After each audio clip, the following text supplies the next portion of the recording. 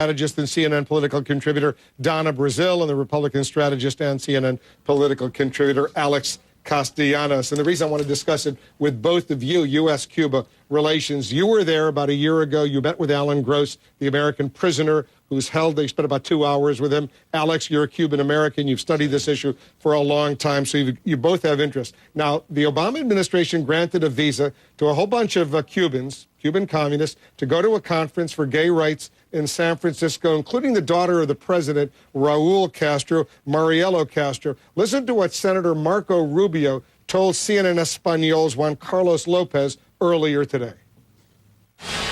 It was a mistake because she's not just a citizen of Cuba or a visitor from Cuba. She's an agent of the Castro government. She is a propaganda agent of an enemy of the United States, of an anti-American regime, coming to the United States to spread her propaganda here. And that's the first. And the second is she's an agent of a government that is a state sponsor of terrorism. So for these reasons, I've joined in a bipartisan protest to the granting of that visa.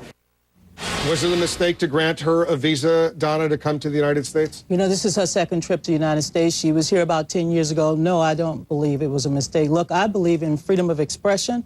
I believe part of our principles as Americans that we allow people to travel freely. She's been here before. I met with her along with many other American officials to talk about her work on HIV/AIDS and prevention, sex education. She's an interesting person. She doesn't work for the government. Her father is the president of the country. I think there's nothing wrong with the exchange that we're seeing today. She was granted a visa during the Bush administration when the president was George W. Bush, the vice president was Dick Cheney, the secretary of state was Colin Powell. So Donna's correct. This isn't the first time that the daughter of Raul Castro was invited, given a visa to come to the United States. And that should have been the last time.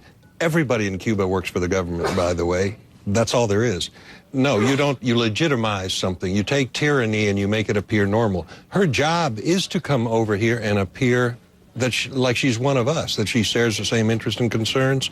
And we can't take that at face value, of course, because they have a very different country where they imprison people. Donna, you know, you're disagreeing with not only with Alex Castellanos, who's a good Republican, not only with Reince Priebus, who is the chairman of the Republican Party, but you're also disagreeing with Debbie Wasserman Schultz, the congresswoman from Florida, who is also the chair of the DNC, the Democratic National Committee, and Senator Bill Nelson, the Democratic senator who's running for re-election from Florida. They agree this was a bad idea. I don't think they're going to expel me from the Democratic Party because I hold opposing views. It's pretty unusual, though, for the chair of the DNC to be critical of the president's, the Obama administration's decision.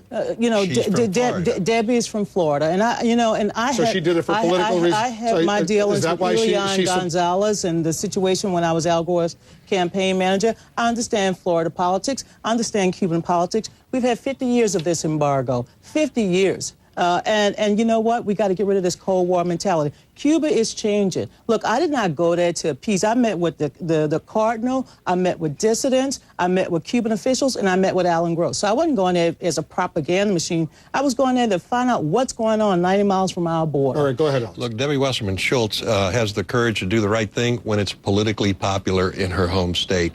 Sure, it's politics, but it is the right thing to do. And as far as the embargo in Cuba, there are two sides of that issue. There are a lot of folks, Wolf, who think that the most powerful weapon we have is freedom and free trade, and that's a good argument. Until you get to the point, well, then do you sell stoves to stoves to Hitler?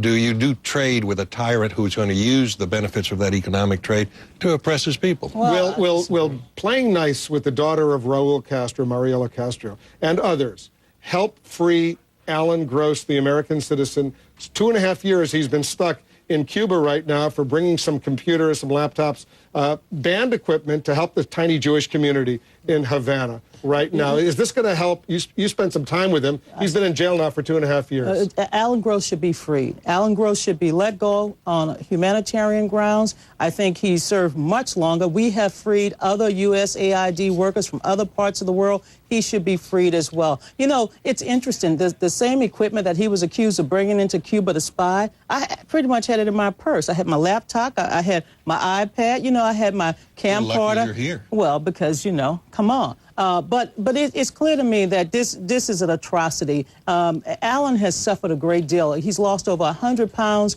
I've met with his wife, Judy. I've met with his lawyers, Peter. But let's go back to this, Castro thing. The country is changing. I hope to go back there one day. The country is changing. The Cuban government is I think trying my own sense is if they released Alan Gross, that would help your position right now, because it could lead to an improved relationship between the U.S. and Cuba.